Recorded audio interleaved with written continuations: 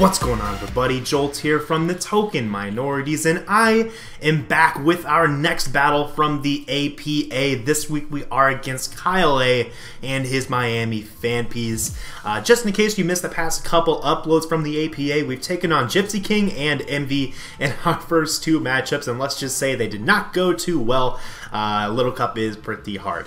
But with that said, we're going to try to bounce back here in this matchup, and we brought a pretty cool team to try to accomplish that. But make sure to go check out my boy KyleAye's channel. He'll be linked down in the description below. I believe he's uploading his battle at the same time as this one is going up, so if you haven't already seen that, make sure to hop over to check out his side, of course, after you've checked out my side of this matchup. But, you know, there's always the chance that I'm going to upload this late, and I hope I don't, but, you know, if I did, I guess you've probably watched his side first, and now you're watching mine, and that's totally okay as well. But anyways, let's talk a little bit about the team that I'm bringing here this week against KyleAye. So I'm bringing a Swords Dance Honage. I believe I am packing the Shadow Sneak Pursuit and the Sacred Sword, which is just very good against his entire team. Packing a Choice Scarf Heliop Tile, just nice and spammable against his team, especially once the Electrite goes down.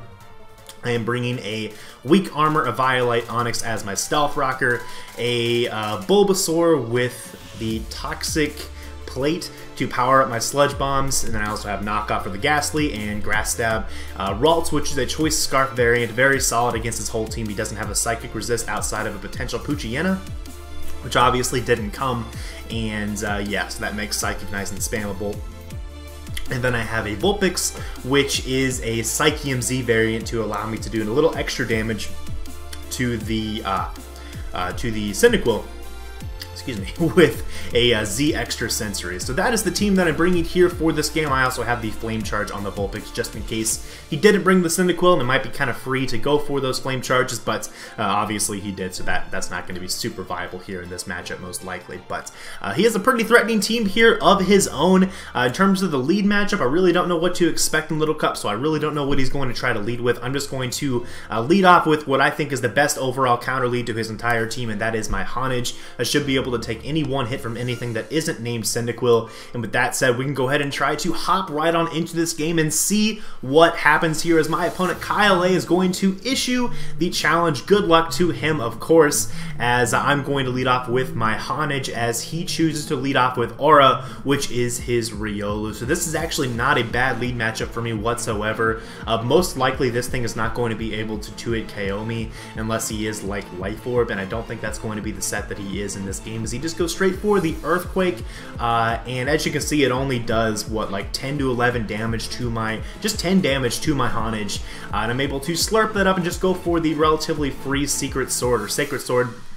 Does over half to this Riolu, revealing that it's definitely not in the Violite variant, and that's just good information to have here later on in the game. I'm just going to go for another Sacred Sword here, just to get, just to either go for the knockout or just go get a little damage off against anything else on his team. He opts to go into his Electric, which is really good news for my Heliop Tile later on in the game. Getting chip damage on this thing is really important here.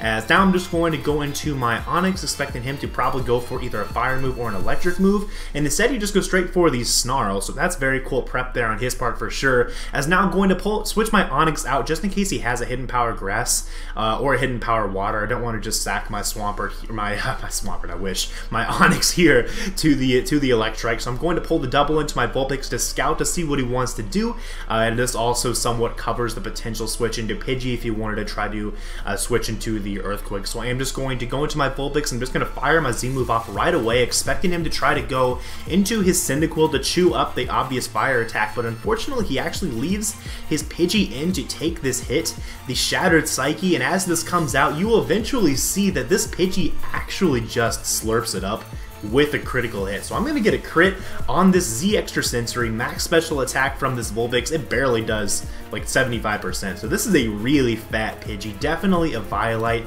It's packing the Tailwind, so that's very interesting prep on his part, just a way to help him counteract my potential Chlorophyll Bulbasaur, which definitely makes sense, as now he's going to just go for the U-turn with the Pidgey, I'm again just going to go for the extra sensory just in case he goes into that Cyndaquil. I want that chip damage off on the Cyndaquil really badly just to make sure that he can't spam max power eruptions. That's basically what I'm trying to go for in these situations, as instead he just goes into the Electrike, which is also great news for me. He doesn't have a Psychic Resist, so this extra sensory spam is only to my own benefit here.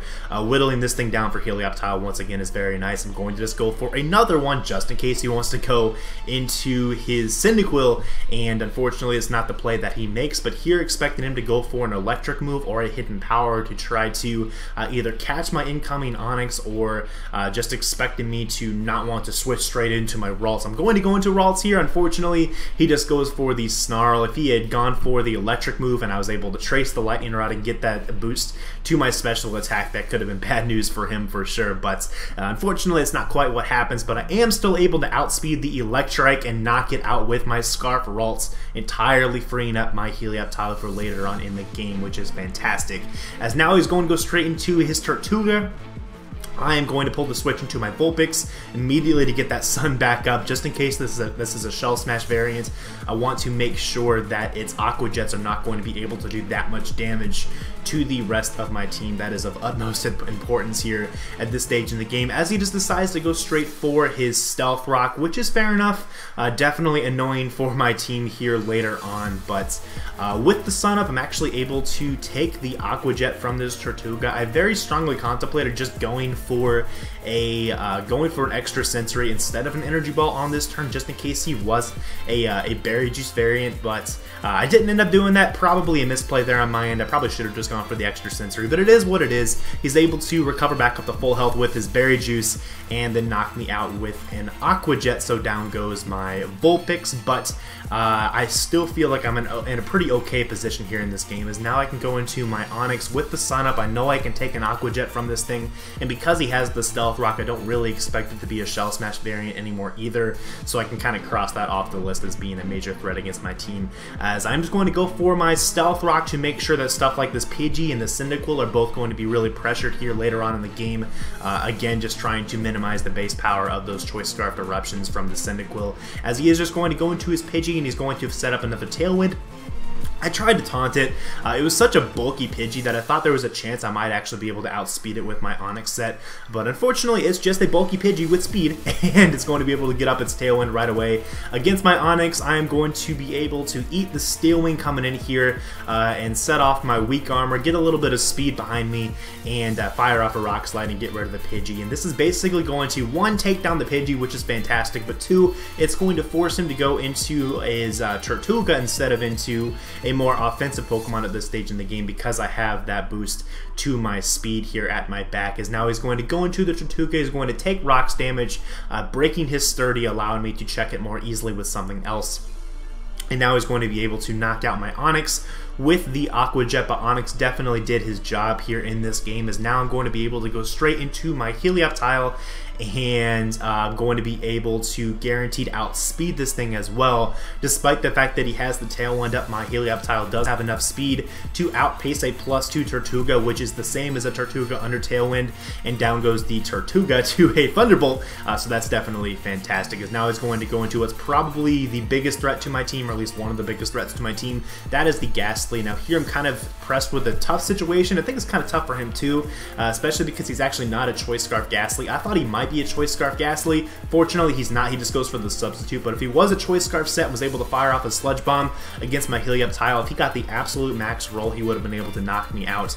But then I would have been able to Pursuit Trap him with my Honage if I needed to. So it was kind of a win-win situation for me there. Fortunately, I'm able to just knock out the Ghastly without taking any extra damage on my Helioptile. So that's good. Now here he goes into a Cyndaquil. I'm kind of expecting this to be a Choice Scarf variant. Turns out he's actually Berry Juice, and that's actually really threatening here, depending on what he goes for. But if he was a Choice Scarf variant, again, needed the absolute max roll to knock out my Helioptile, so I figured going for damage was the best overall play so I could sweep with Honage in the late game, as he turns out to be a Berry Juice Cyndaquil with Double Kick, and my Helio is able to survive that, so that's kind of nice, as now he just goes for the Flame Charge to knock out my Helioptile. So if he had gone for those plays in like the reverse order, this thing actually might have been able to clean my team, depending on if he were able to win the speed tie against my Helioptile there on that previous turn. But that's not what he decided to go for, and more power to me, I guess, in that case, is now I'm going to be able to go into my Honage and just knock this thing right out with the Shadow Sneak, as I was able to get off that chip damage with my Helio here earlier on in the game. As now he's going to go into his last mon, which is his Riolu. I don't think this is going to be able to beat my Honage, and even if it is able to knock out my Honage, I do have a full health Bulbasaur in the back, which will be able to take any one hit from this Riolu, unless he's like a surprise Z move or something. And fortunately, my Honage is able to survive and fire off 2 Shadow Sneaks, and your KC Jirachiefs are going to finally pick up a win in the APA. It took 3 weeks, but we finally got there in what was actually a really close game. Like I mentioned before, if Kyle had just gone for the Flame Charge before going for the double kick with his Cyndaquil, there was a 50-50 shot there of him winning that game instead of me. So definitely a very close one for sure. Great game to Kyle. Make sure to go check out his side of the match if you haven't already, as I'm sure you'll have really insightful commentary as well. Pretty sure he live comms too, so those are always pretty fun to watch. And you know, with all that said, I think we are done here. Next week we have a game against Kurt, which also should be a pretty good one. It's not having the not having the best season so far in the APA, but even so, I'm not either. So it definitely should be a good game. And yeah, really looking forward to that. And I hope you guys are as well. So thanks for watching, guys, and I will see you all in the next one. Peace.